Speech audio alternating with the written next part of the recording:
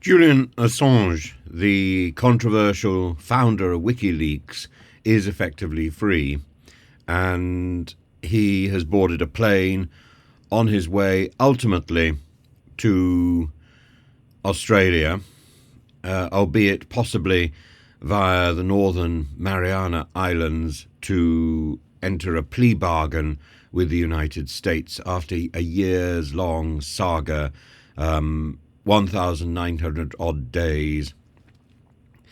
It reminds me very much in some ways of a film, Anne of a Thousand Days, with Richard Burton.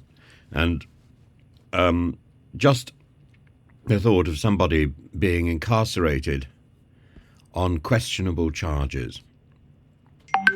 He founded WikiLeaks in 2006. It was a platform that gained fame in 2010 for publishing a series of leaks provided by the US Army intelligence analyst Chelsea Manning. These included videos of an airstrike in Baghdad that killed civilians and journalists, and also included the detailed logs from the Iraq and Afghanistan wars, and so gave credence to a number of questions that were being asked about the legitimacy and the appropriateness of the actions in these conflicts. Assange faced various charges over the years, including espionage and conspiracy relating to obtaining and disclosing national defense information in the United States. He sought asylum in the Ecuadorian embassy in London in 2012 to avoid extradition to Sweden over charges of sexual abuse, which he denied and which were later dropped in 2019 due to the passage of time, but maybe also because they were spurious. However, he remained in the embassy until 2019, fearing extradition to the United States and effectively contempt of court. So when he was arrested in 2019 after being expelled from the embassy, he was subsequently imprisoned in the United Kingdom in Belmarsh prison for contempt of court, where he was kept in solitary confinement. It is astonishing that he has received a punishment which exceeds the punishment given to most murderers.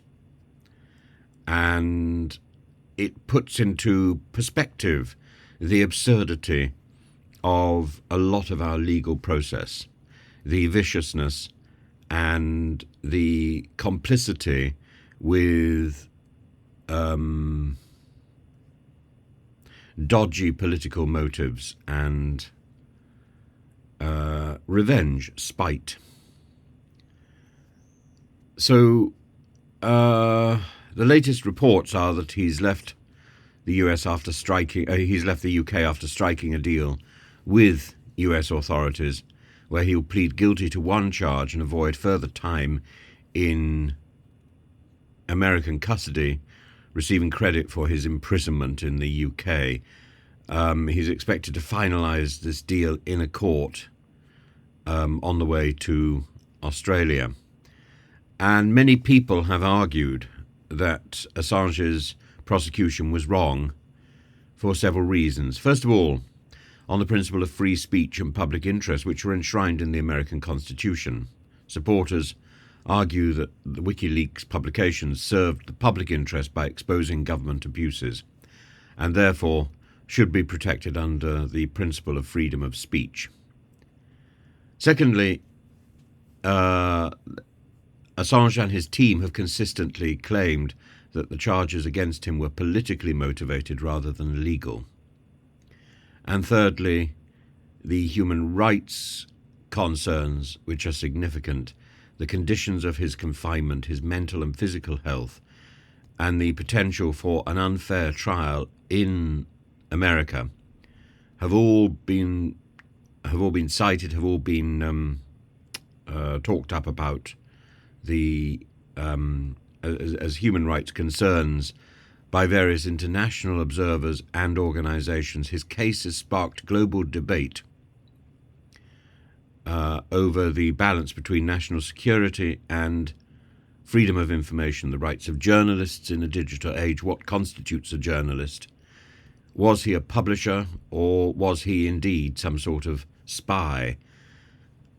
And it's a matter of interpretation based on the role he was performing, which was simply to disseminate information he'd been given. And so this is really killing the messenger. And it always sounds so simple, so straightforward. But this is a story which implicates Obama, Trump, and Biden, all three presidents, and it also throws very, very poor light on the British administration, which perpetuated this misery. Given the stories which are coming to light about the apparent connivance of the British courts in silencing whistleblowers, particularly for the NHS, I don't think this story plays out positively for the reputation of British justice, and the reputation of independence and freedom and thoroughness. In the end, this looks like spite, immature political spite.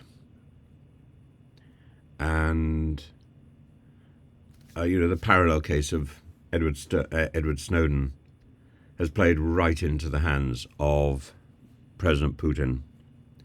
And this case, I think, doesn't do the West and doesn't do Britain or America any favours at all.